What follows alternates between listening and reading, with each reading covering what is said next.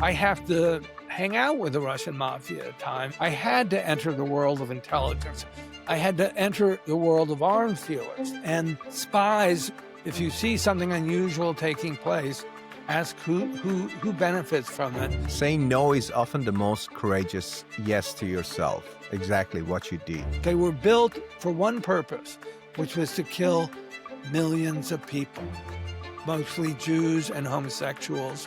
If I were to become close to Donald Trump, that would mean I'd be thoroughly compromised and I wouldn't be able to get the truth that I'm looking for. You're putting your life on the line. If you go to New York City late at night, you'll see these 1,400-foot buildings that are pencil thin, and they're empty. No one's living there.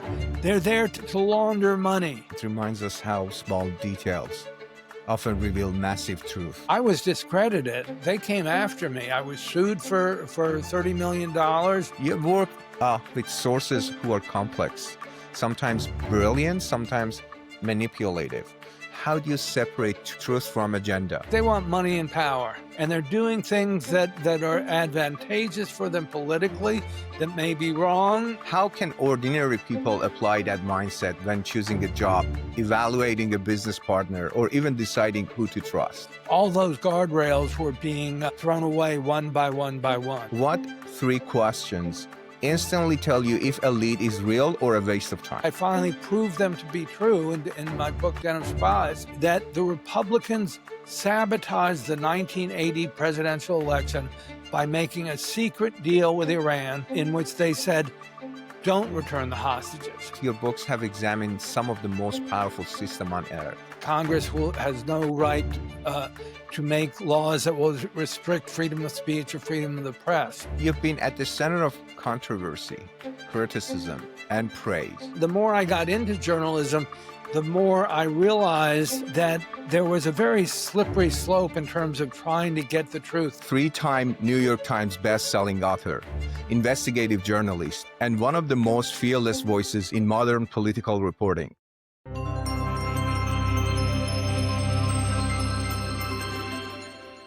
Welcome back to Beyond the Summit, where we explore the stories, mindsets, and philosophies that shape extraordinary lives, and reveal how anyone can apply those lessons to build more health, wealth, and freedom in their own journey. Every generation produces a few people who dedicate their lives to pulling truth out of the shadows, who follow their quiet trails of money, power, and influence that most of us never even see. My guest today is one of those people, Craig Unger, 3-time New York Times best-selling author, investigative journalist, and one of the most fearless voices in modern political reporting. He is the author of multiple bestsellers, books that peel back the layers of power, money, and influence that shape our world. But today, we are not just talking about politics or power. We're talking about the human lessons behind his journey, how he has learned to see patterns others miss, how he's stayed curious and independent for decades, and what his work can teach all of us about thinking clearly and living freely in a noisy world. Craig, it's an honor to have you on Beyond the Summit podcast. Welcome. Thank you, Amir. It's great to be here. Craig, you have lived through multiple eras of journalism, from the pre-internet age to the world of AI and 24-hour noise. But before we get into your investigations and big ideas, I'd love to start with you as a person. Who is Craig Unger at his core? Well, professionally, I think when I started out with the idea of starting a career, I was still in college at Harvard, and it happened to be during the Vietnam War. And that was instrumental in shaping my politics. That is, we happened to be on strike for 3 out of 4 years that I was at Harvard, but I was very active on the Harvard Crimson, the school newspaper. And it was also a time when journalists seemed to have great power. That is, Seymour Hersh reported the My Lai massacre. The Pentagon Papers were published by the New York Times and the Washington Post. And of course, you had Watergate. And these were events that we remember 50 years later. They completely changed the national conversation, and they really changed the course of history. So that's when I got started in journalism. That's the kind of world that I began to work in. Wonderful. So, when you look beyond the titles journalist, author, investigator, what personal value has quietly guided your biggest decisions? Well, I guess it's getting to the truth. It's about truth. It's the search for truth. And we talk a lot about the First Amendment in our country, and it says Congress has no right to make laws that will restrict freedom of speech or freedom of the press. And this is an important value in the United States. It's being tested enormously now. And the more I got into journalism, the more I realized that there was a very slippery slope in terms of trying to get the truth, that people found all sorts of loopholes to do things that were unconstitutional. And ended up doing 6 books. I almost think of it as a series on the Republican Party's assault on democracy. And I began to see over the years how all the guardrails we have to protect freedom of speech in our country and accountability that we have to really to make sure the public is getting the truth. All those guardrails were being thrown away one by one by one. That's powerful. I can almost hear how much that principle has anchored you through uncertainty. Was that value something you learned from experience or something you discovered after losing it once? Well, I think I acquired more and more. I think it was sort of innate in me. Maybe I had a good mother or something like that. But as I began to work, I began to see how things could be covered up more and more, that there were all these loopholes and people would bend the rules slightly here or there. And that what appeared to be tough regulations were not really tough at all because billionaires would find ways to work around them. That's powerful, at the same time, relatable. I think most of us learn our deepest principles through some form of trial. You have lived a life surrounded by stories, power, and travel. Is there a single moment, maybe from your younger years or foreign trip, that is still echoes in your mind today? Well, actually, I write about it in my most recent book, Den of Spies. And it was, in one of the first big investigations I undertook. And this started really 35 years ago. It's hard to believe. But I started investigating what was known as the October surprise of 1980. And the investigation began about 10 years later. At the time, George H.W. Bush was president. But the scandal that we were investigating involved both Bush, and this is Bush Sr., the older George Bush, and Ronald Reagan, who was running for president in 1980. And at the time, the Iranian Revolution had just taken place. Iran had captured 52 American hostages, and they were holding them hostage in the American embassy in Iran, which became known as the Den of Spies. That's why I used it as a title. And we were looking towards a new presidential election in the United States. The 1980 presidential election was coming up. Jimmy Carter was president, and it became clear that the whole election relied upon whether or not Jimmy Carter could win the release of the hostages. If he got them back before the election, almost everyone thought he would win. But if he didn't, Ronald Reagan would win. And what I was investigating were allegations, and I think I finally proved them to be true in my book, Den of Spies, that the Republicans sabotaged the 1980 presidential election by making a secret deal with Iran in which they said, don't return the hostages. If you return the hostages, Jimmy Carter will win. If you keep them till after the election, Ronald Reagan is likely to win, and we will continue to give you better deals. And we will send you weapons so that you can fight Iraq. This was at the beginning of the Iran-Iraq war. I see. So it's amazing how one vivid memory can carry lessons for decades. And speaking of lessons, you have read and written more than most people could dream of. Which book or mentor shifted your worldview the most? What did it unteach you? Right. Well, I think the first investigation that really affected me was the one we're talking about. And I mean, part of it was that what was so shocking to me and upsetting to me is that I was discredited. They came after me. I was sued for $30 million. I won the lawsuit. There was no it had no real reason for the lawsuit. I didn't get anything wrong in what I wrote, but I was sued by Bud McFarlane, who was had been Ronald Reagan's national security advisor, and I was kind of discredited. I couldn't work for several years. They dragged my name. They called me a conspiracy nut and whatsoever. And it was the first time when I was at war with members of my profession, and there were people who were putting together another narrative, which I believe to be completely false, saying none of this happened. It's all been put together by conspiracy nuts and so forth. And you could see a war, a battle for control of the narrative. And now we see it many times over in Donald Trump, where we no longer share the same facts. I mean, if I look on my history and what I've learned over the last 50 years, when I started out, most Americans shared the same factual reality. We had Walter Cronkite at CBS News, who was a very good newscaster, and it was factually accurate, and no one really called it fake news. And he was good. Since then, the media world has fragmented and atomized many, many times over. You had cable TV with 600 channels or whatever. And then you had, of course, the internet and now social media, so that there are thousands or really hundreds of thousands, if not millions, of little silos where people have their own reality. And it's very hard when you do a big story, it's really hard to make sure the rest of the country is hearing it. That's fascinating, what you've been through throughout your life. It's powerful.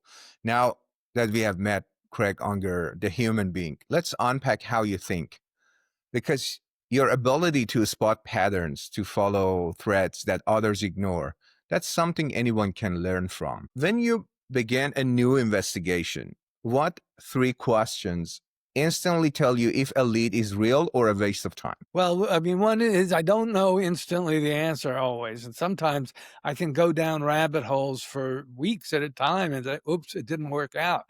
But I believe in factual reality, and I want to make sure things are true. And almost every time I do one of these investigations, I have at least one, often many, many different chronologies, that is, timelines. And when you start writing down a list of events and you see the order in which they happen, you start saying, well, why did event B take place after A? Was there something in between?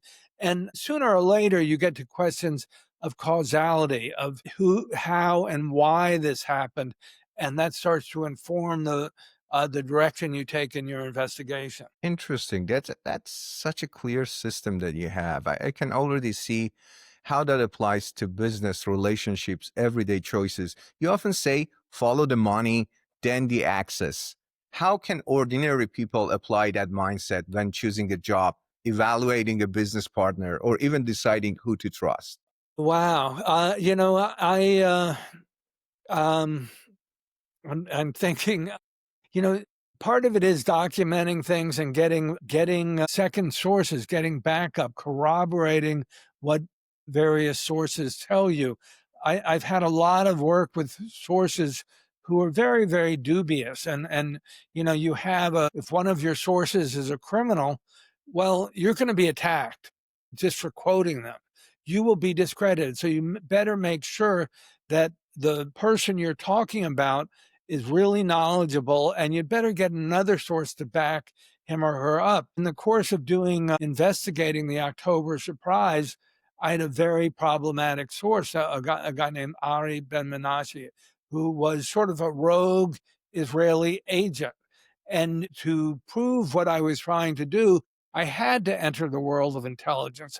I had to enter the world of arms dealers. And spies, when you think about it, they're professional liars. And arms dealers are not exactly the most reliable set of people in the world either. So you look for documentation. It often takes months or even years to back something up. When I was writing Den of Spies, I mean, way back 91, when I first started out, I knew one person I wanted to interview was an operative for William Casey, who later became head of the CIA, but he'd been campaign manager for Ronald Reagan. And he was the brilliant spy. I mean, he's a dazzlingly brilliant spy who was overseeing the entire October surprise. Well, if I'm to rely on those arms dealers, I'd better get backup, and I knew it, and it was very hard to get. One person who worked with Casey, I tried him again and again in '91 and '92. He wouldn't talk to me, wouldn't talk to me. Finally, only 35 years later, I went back to him, and he really opened up. That's That's beautiful. Then you mentioned, just follow the money, follow the access sort of things. So, where do you put the role of incentives? So, if there is an incentive, how do you see people actually do the things that they do? Well, I'm writing about politics. They want money and power. I mean, it's as simple as Mhm. that. And they're doing things that are advantageous for them politically that may be wrong. And I mean, that's what I try to investigate. And sometimes it's just plain old lucrative. And if you have a guy named Donald Trump who you're you're investigating, to me, it's fairly obvious what he's after. So, exactly, it is the same principle in any field. Incentives never lie. You're right. Money, power. Uh, Yeah, well, it's the as the Italians put it, "Cui bono?" Who benefits? If you see something unusual taking place, ask who benefits from it, and that may be help you find out who's really behind it. I love that. It's so powerful. So you've worked with sources who are complex, as you mentioned, sometimes brilliant, sometimes manipulative. How do you separate truth from agenda? Well, it's hard. I mean, and as I say, I worked with this The reason Ari that I'm Ben. asking these questions because we want to apply them in daily lives, so normal human beings, how they can use your wisdom that you're sharing with us. Right. With Ari Ben Minashi, it was very easy to discredit him, and he was widely, widely discredited. But I looked at the people who were discrediting him, who were fellow journalists, and suddenly I realized, wait a minute, I better check them out. I want to know, why are they discrediting, on what basis? And eventually what I found out was with one of my editors, I was at Newsweek at the time, and I later found out he got his job from a personal recommendation of William Casey, who was head of the CIA and who was the very person we were investigating. He was essentially my boss. He was steering the investigation in the wrong way. And I knew the main character who had come up with this conspiracy was Bill Casey. I knew that much. And here I was dealing with fellow colleagues, a fellow editor who I had to report to, and he owed his job to the very person we were investigating, and that created a horrible problem. And I lost, by the way. It becomes complicated, when too much power gets involved. What you mentioned, it's total wisdom to keep curiosity alive without becoming cynical. So let's connect that process to your life's work because your books have examined some of the most powerful system on earth. But beneath the politics, there is always a deeper story about human nature. Across all your books, if you had to pick one moment, one document, or one relationship that truly changed how you see power, what would that be? There's so many. I mean, one thing I'm coming up with is when I was writing Den of Spies, is I was looking for that one document that would sew everything up for me, that would prove it beyond a shadow of a doubt. And I've been looking for the documents like that for more than 30 years. And I did finally find one, and I included it in the book. And, as they say today, I brought the receipts. And in this case, these were literally invoices for arms sales. And the arms originated with a guy named Cyrus Hashemi and his brother Jamshid Hashemi. And they were operatives for William Casey. And they were sending weapons to Iran through Israel. And I got the document from President Bani Sadr. And I think to me that really proved it beyond a shadow of a doubt. Here you had weapons that were originating from Republican political operatives. They were illegally going to Iran, which was sanctioned. This is just after the Iranian Revolution. And they end up on the desk of the president of Iran. And, so I think I was finally able to prove it beyond a shadow of a doubt. That's fascinating. It reminds us how small details often reveal massive truth. It's also, I should add, these documents had been in Congress, and Congress was investigating all of this. And you might think, if you think that there's a bipartisan congressional investigation saying that this didn't really happen, and that sounds enormously authoritative, a bipartisan, both parties in Congress agreed this didn't happen. Well, I also learned that in many ways, nothing is less authoritative than a bipartisan investigation, because these are politicians and they're horse traded. So the Democrats will say, well, we won't put in this part. We'll leave it out of the investigation. It's pretty damning, but only if you leave out this other part that reflects poorly on us. So a lot of that was going on in the congressional. And I found that they had put these documents away, the very ones that I think really nailed the case, and they put it in a cardboard box in an abandoned ladies' room under the tampon dispenser. Wow. And a friend of mine got that box. He was working on the story too. He went through all of them and he didn't notice them either. I mean, part of it was language difficulty. I don't speak Farsi, nor did my friend, and nor do the most people in Congress. So I think people just dismissed it as nothing initially. And then I saw that it had been officially translated.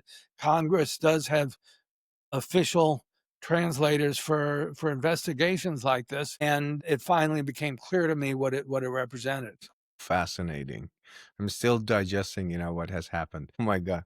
Craig, you've mapped networks of influence, political, religious, financial.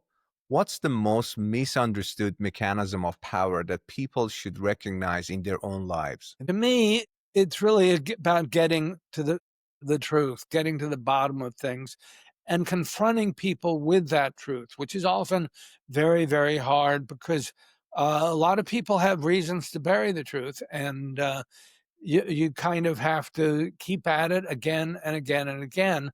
I mean, as I say, this last book took over 30 years. As you get involved with centers of power, I found it really dangerous and it requires huge amount of courage.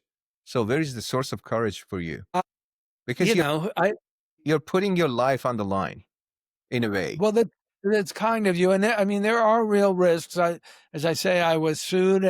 I mean, you look at what happens to journalists in Russia, where many of them have been just murdered, and we see in the United States. I don't think we've seen journalists murdered, but Trump is taking more and more action against media bodies, CBS and ABC. I should say there's a mix of ambition and, if you call it courage, I mean, I was very young. I was still in my 20s when Watergate took place. And I mean, it's sort of seductive to see because it puts forth a model in which the journalist is a truth seeker who's going to save the country in a way from corruption one way or another. And I think if you're truly looking for, on a mission like this, you have to have a real reason, and it has to be something you believe in deeply. Is it something that you have learned or it should be inside you, within you? Right. I think it's within me. I mean, I do what I do. It's a bit, if you watch detective movies or spy movies, you're on the hunt, and that's kind of fun in a way. I mean, you're chasing the bad guys, and that's what I do kind of enjoy that, though at times there is real risk, as you say. I mean, certainly litigation is part of it, and just keeping a job. I mean, which is more and more difficult. I mean, it's not just the politics of keeping a job, but the way technology has developed in the last 30 years or so has meant there's almost no viable financial model for print. So you have to. I've been working in books late for the last 20 years or so, but there are very few newspapers and magazines, and they don't have the impact they once had. That's fascinating. So, Craig, you've been at the center of controversy, criticism, and praise. Looking back, what's one time you realized you got something wrong, and how did it reshape your standards for truth? I got something wrong. I do know there are typos in my book that give the wrong dates, but that I don't think they're what you'd call a material mistake. And I'm not aware of having made such material mistakes. I've certainly been accused of them, but when that happened, we went to court and I showed my documents, and the judge ruled that I didn't make any mistakes. I hire professional fact checkers, one who used to work at the New Yorker, and he's highly professional. And the idea is before publication, in addition to being edited, I have someone grill me on every single fact in the book. And that if I can't find a citation or a source for it that's reliable, I take it out. That level of self awareness is rare, and that's exactly what gives credibility longevity. Perfect. So, when Right. And, emotion, and it's hard not to make any mistakes. of We course, all make some, but yeah, no doubt. So, when emotions run high, how do you maintain calm clarity? Do you have a simple test before you publish or share anything? well, who says I maintain it? I don't know. For me, Let's assume you maintain it. well, no, I'm what I where I think I'm at my best is I'm on the hunt, and I'm writing often about things that are in the news quite a bit, even when I do books. I mean, I've done two on Donald Trump. Um, there's House of Trump, House of Putin, and I don't know. There it is, American Compromise, right behind me. Both of those are about Trump and his ties to Russia and how he's become essentially an asset of Russian intelligence. So in terms of maintaining my calmness, I was thinking that one of them, my books is about Trump's ties to the Russian mafia. And that meant I have to hang out with the Russian mafia at time, including one or two who've been hitmen for the Russian mafia. And I'm supposed to hang out with them like I'm just another guy. I'm pals with all these guys. Sometimes I do get a little nervous about that, I have to admit. So, have you met President Trump in person? Not really. By that, I mean, I've been in the same room with him way back when I was at New York Magazine in the 1980s, and Trump was an up and coming real estate developer. So he was always making the rounds, always trying to get more publicity. And I mean, that's one thing you could see. And I think this may be a lesson for people, in their more personal lives, is one thing I kind of hate is what I call access journalism. And that means you become really close to someone like Donald Trump or someone else who's powerful. And once that starts to happen, you're compromised. And it means maybe you're not taking even a free lunch from them or a drink or two. But he's only going to be friends with you if you're carrying water for him. And some people don't really get that. And for me, it's a search for truth, and it means to me that if I were to become close to Donald Trump, that would mean I'd be thoroughly compromised and I wouldn't be able to get the truth that I'm looking for. And that's something very important. And I think it's something that happens when you're working in the corporate world in one way or another, and you want to be close to someone who's going to bring you along. And maybe that is a good way for you to advance your career. On the other hand, when you're carrying water for this other person, what are you really doing? And that's something I've always avoided. Yeah, what you just said takes me to the next questions. I'm interested to know, considering the books that you have written about President Trump, if in a magical way you're invited to the White House to discuss anything with him directly, what would you tell him? Well, I know who he is well enough that I'm not going to get a real answer out of him. And I think he's shown that in hundreds of interviews already. So I would have to think about that in order to come up with a clever way to trick him, but I wouldn't expect to get a real answer from him on anything.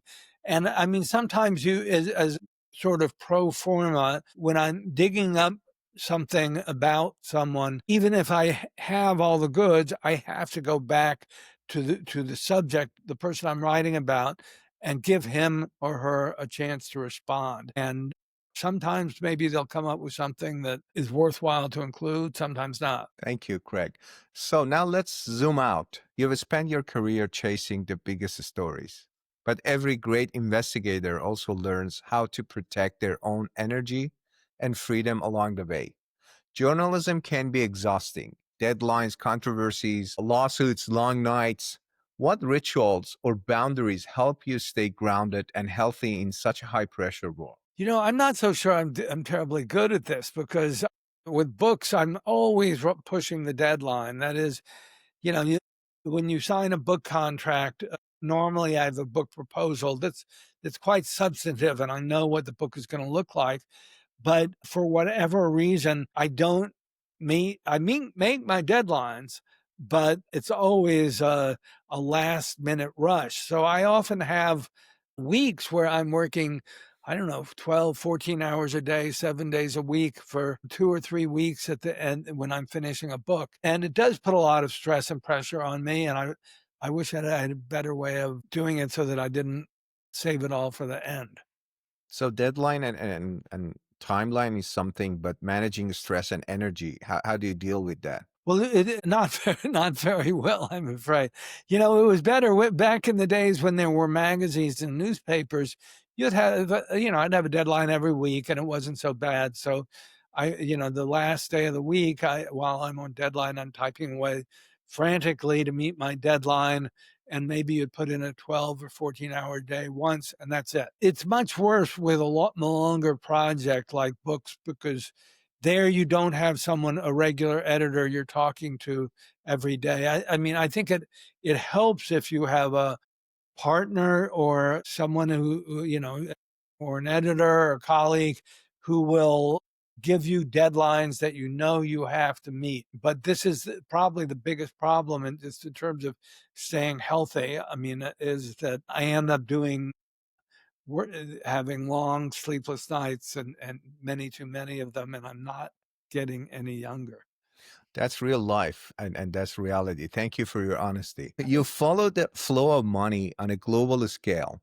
But for individuals, what's one practical follow the money rule people can use to make smarter personal or business decisions? In my personal life or what? Or So for other something that people I in their do on personal. my podcast, I invite people from different walks of life, people, intellectuals like yourself, writers, athletes, coaches, scientists. So they have different perspectives about life, about freedom, about health, about wealth, about how to make money, how to use money. And they have their own definitions. That makes it more interesting for my audience to see how Right. people look at these important aspects of life. And what you've done a great job throughout your career, so following and chasing truth.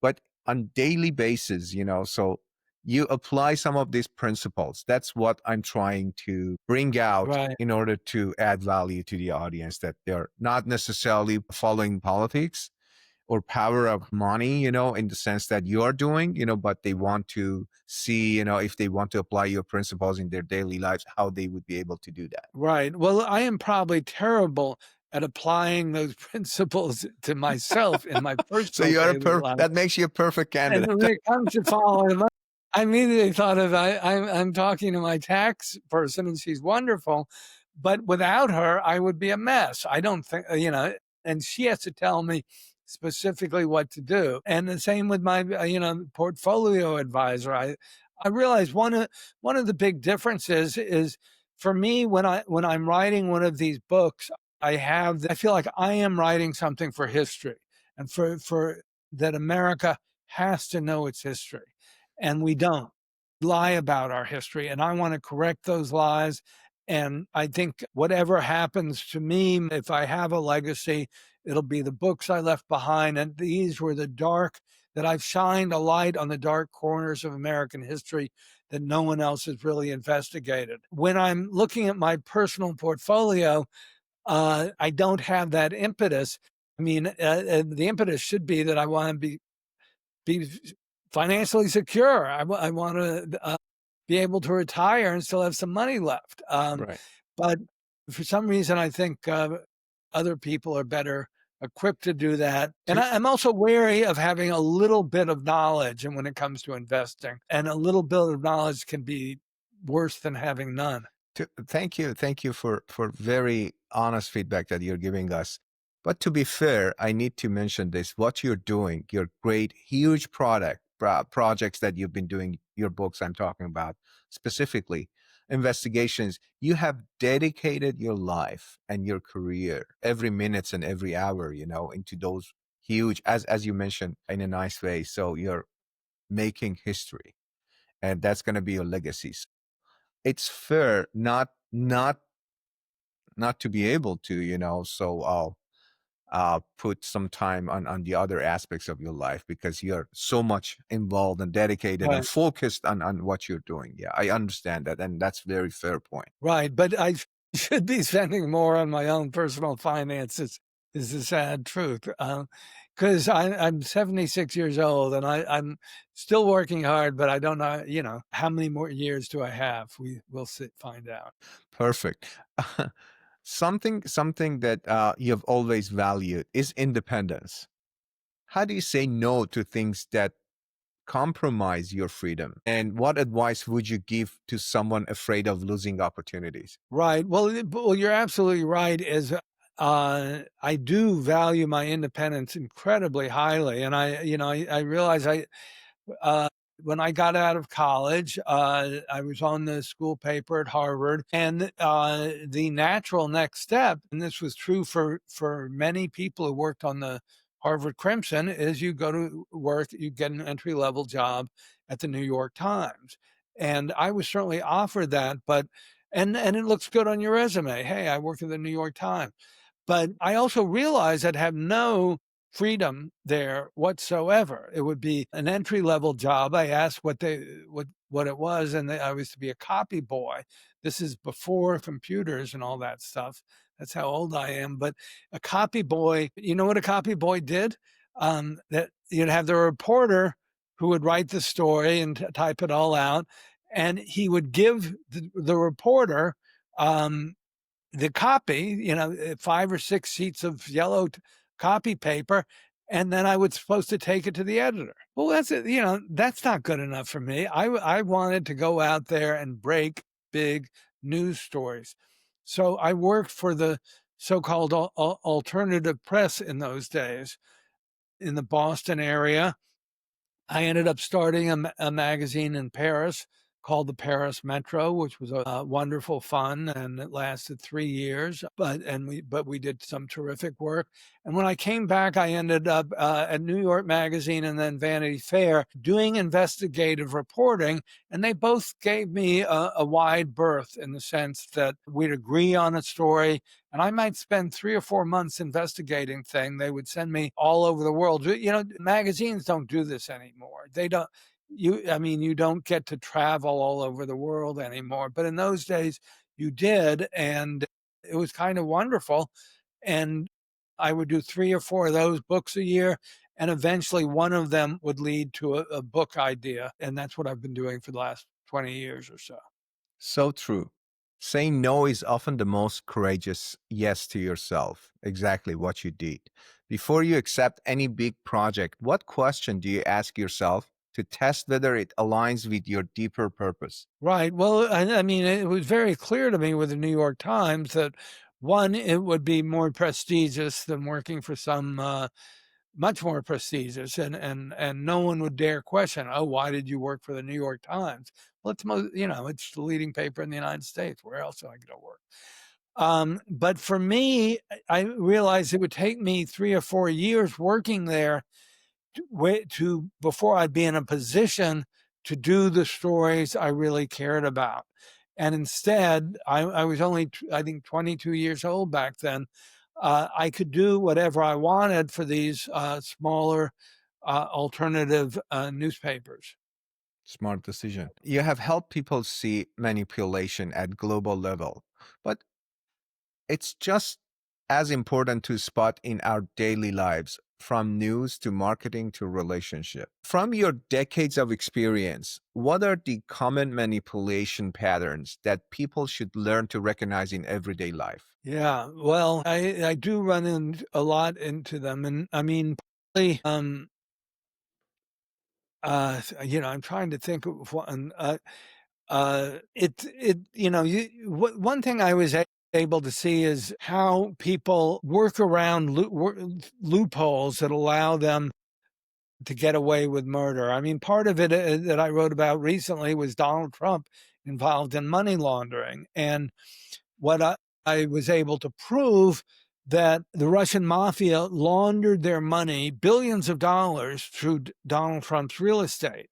Now, the way it's set up, though, is Donald Trump was completely got away with this completely because he simply could do, there's a legal term called deliberate blindness or willful blindness.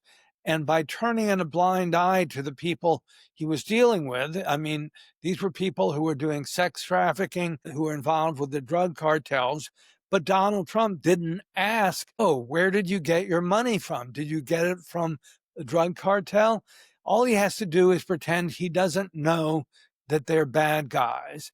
And he says, well, I had no idea where the money came from that I was selling to mobsters.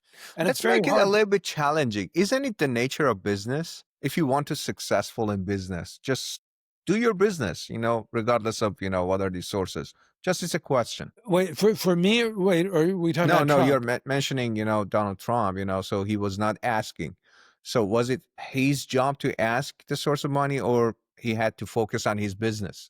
Well, I would argue that it was the government's role to regulate the sale of real estate so that we know who is buying and selling it, and that Hmm. the lax regulations allow Donald Trump to do that. And it's not just Donald Trump. If you go to New York City late at night, you'll see these 1,400-foot buildings that are pencil thin, and they're empty. No one's Hmm. living there. They're there to launder money. That's one of the reasons they're there. And if this loophole was tightened up, it would hurt the real estate industry. You wouldn't have these lavish multi-billion-dollar towers going up. And So I mean, that's one of the things I've learned in doing my reporting is that the loopholes are there for a reason. The guardrails have been removed. Donald Trump is removing all the guardrails. And I think if you're working in the corporate America, that you meet two kinds of people, and some are those who really want to play by the rules, and there are others who are constantly working around them, and you have to figure out where you stand. And with me, I've been sort of always one of the guys who wants the whole truth and nothing but the truth. Other people have more successful careers by cozying up to Donald Trump or Jeffrey Epstein. And once they do that, they have access and they get a lot of credit and a lot of visibility for that.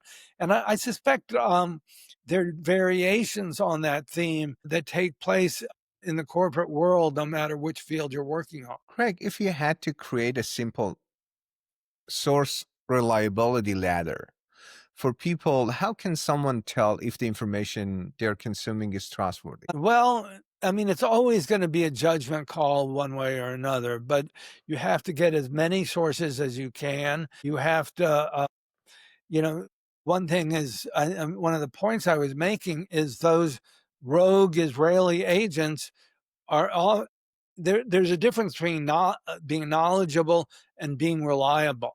And for example, I was about to throw away my ties to Ari Ben Menashe because he was considered poison as a reporter for journalists. And what I realized, I mean, one of my other sources was one of the most former was Attorney General of the United States at the time, Elliot Richardson. And he was a man of enormous probity. In fact, if you go back to Watergate, he was the one who refused to take Nixon's orders to fire uh, the special counsel who was investigating him.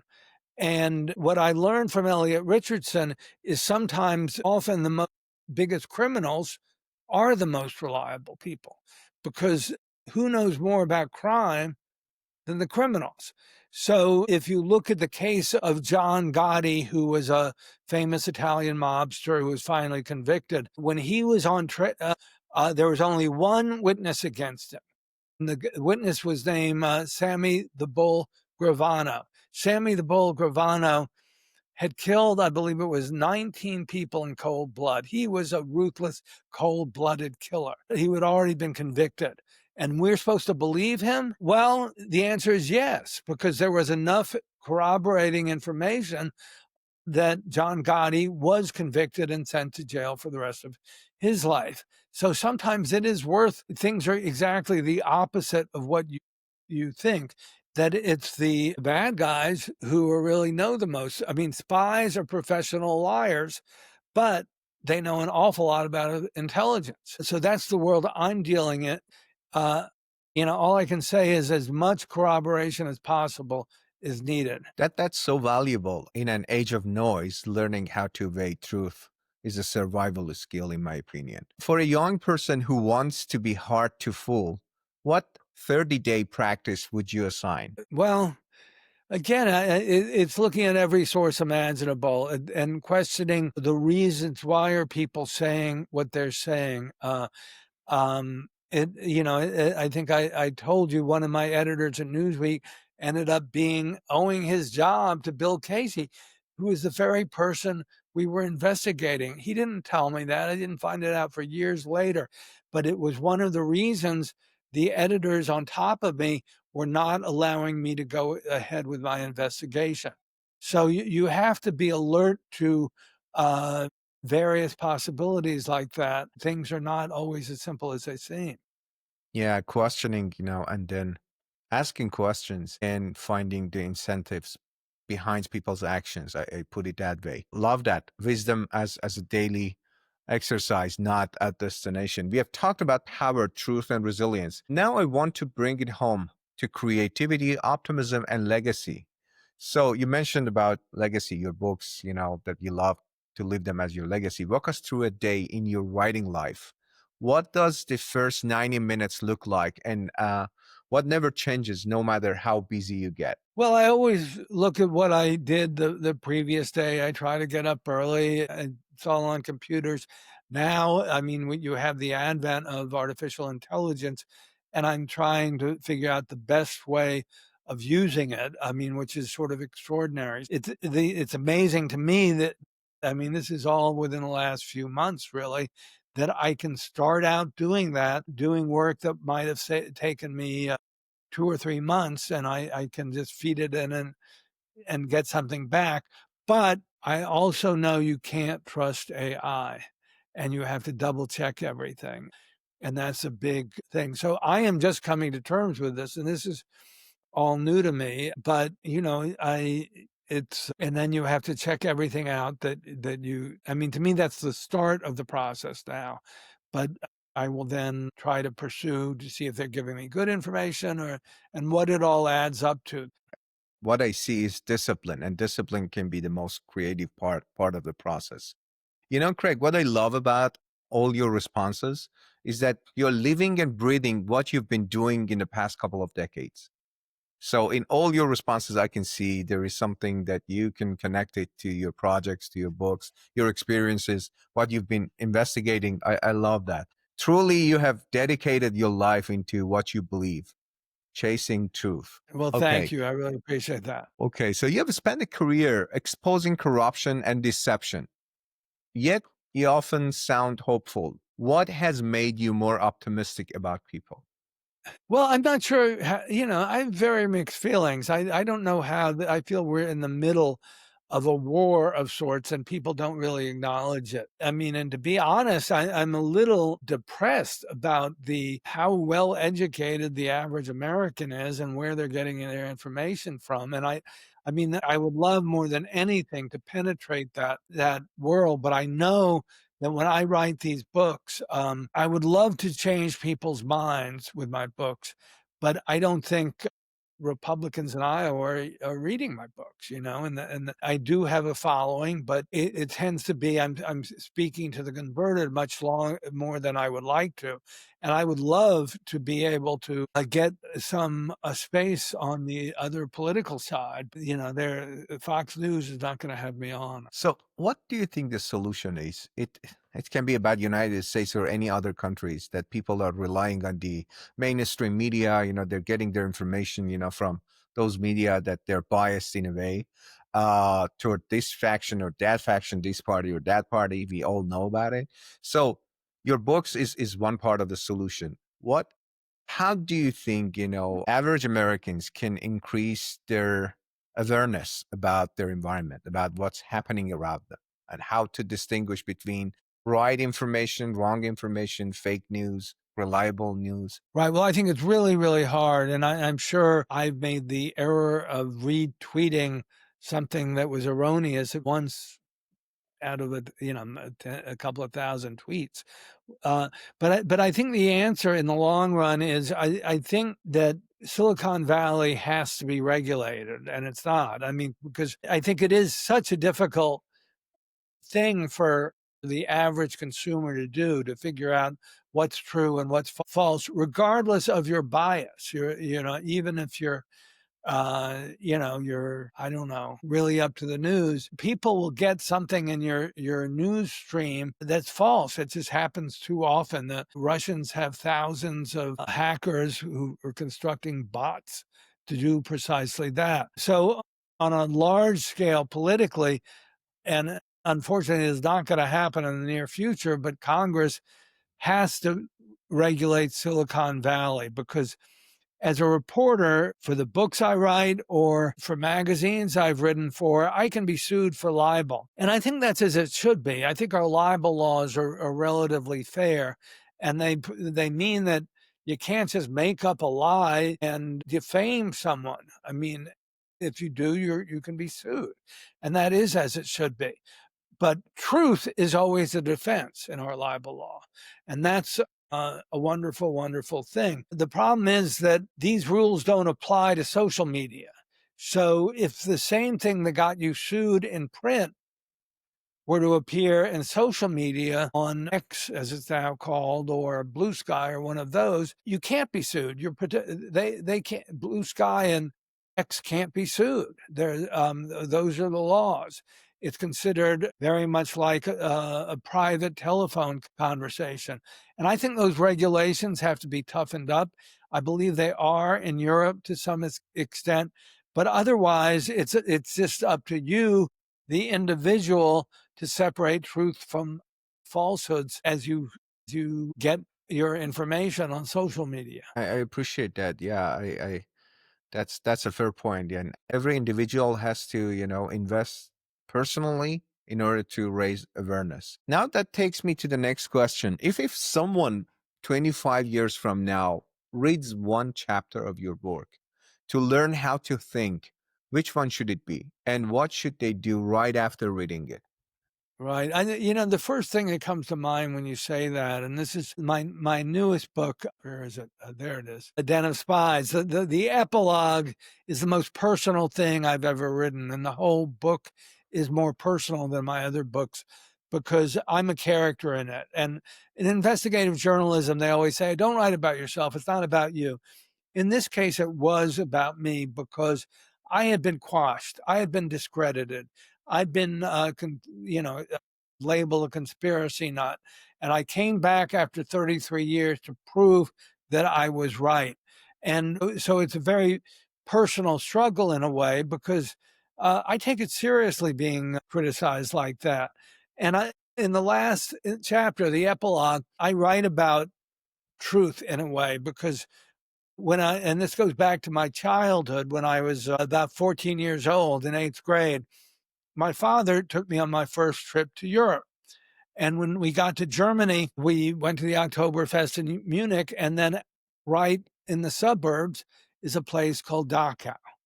And he took me to the death camps of Dachau. And it's quite extraordinary in a way because the buildings are actually very, very ordinary. I mean, they're just industrialized nothing, you know. But when you think about it, how were they built? Why were they built? They were built for one purpose, which was to kill millions of people, mostly Jews and homosexuals, to do it in an industrialized way on a mass scale. And they were doing it to serve the state. Was what that was This was all authorized by the German government. So in putting up those, leaving the death camps open, Germany was saying, we committed these horrible crimes and we have this open as in homage to the victims who were killed here. And the president of Germany said, you know, to truly love Germany, you can only love it with a broken heart. And that was because they have to admit they had committed those atrocities. And when I got home I lived in Texas at the time, and I went back to Dallas, and I was in eighth grade, we had a Texas history trip, and we went to the Alamo. I don't know if you know the Alamo, or if people remember it, but it was a Spanish mission that was the site of a battle in the Texas Revolution that led to Texas's independence. And it was very commercialized during my childhood. There was a TV show about Davy Crockett. There were movies about the Alamo with John Wayne. I had a T-shirt with the Alamo and a Davy Crockett lunchbox. And it was it was beautifully marketed to young kids like me who were very, very young. And when we got there on my Texas history trip, we heard about these heroic guys fighting for Texas's independence. It was only many years later that I learned it was all a lie. And that what was really going on was that Mexico at the time, Texas was a province of Mexico. Mexico had just abolished slavery. And the battle for the Alamo was a bunch of Texans who said, no, we want slavery. But they were and in saying, remember the Alamo, we had completely misunderstood our history. And we were essentially rooting for slavery, which was crazy. So I guess the lesson in all this is it's important to know the truth. It's important to know your history. It's important to know your country's history and your own history and what really happened. And sometimes, quite often, in fact, it is not what you think it is. And it requires digging more and more. I love that. That's such a powerful point, So know your history. So, oh, this sticks with me. So, and then history most of the time repeats itself. Craig, before we wrap up, I'd love to give you the floor. Is there something you've always wanted to talk about? Something meaningful that you rarely get asked? Or maybe this is the right moment to share it? No, well, I think a lot of it was in the story I just told you, because for me, it was always, it's sort of shocking to find out that something you believed all along was wrong. And it's very hard to change your mind. If you're familiar with the term cognitive dissonance, people just reject something that is different than what they've been taught to believe. And I guess, what I want to say is, and the story I was telling about the Alamo and all that, is that it's important to know the whole truth and to be open-minded enough to understand that maybe you were taught something wrong, and it's worth digging deeper and finding out what really happened, and that may well change your opinion.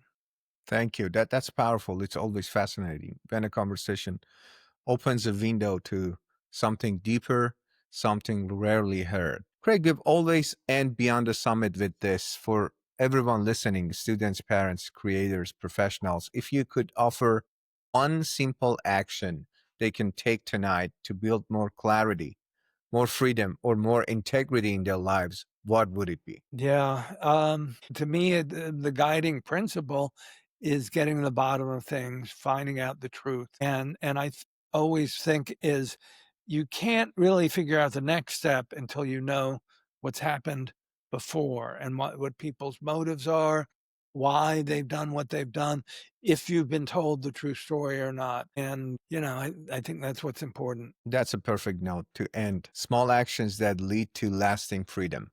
Craig Yeah. Unger, thank you for being here, for your honesty, your curiosity, and your courage. Your work reminds us that truth isn't just something we find, it's something we practice. This was Beyond the Summit. I'm Amir Golshani. Stay curious, stay free, and I'll see you next time. Thank you.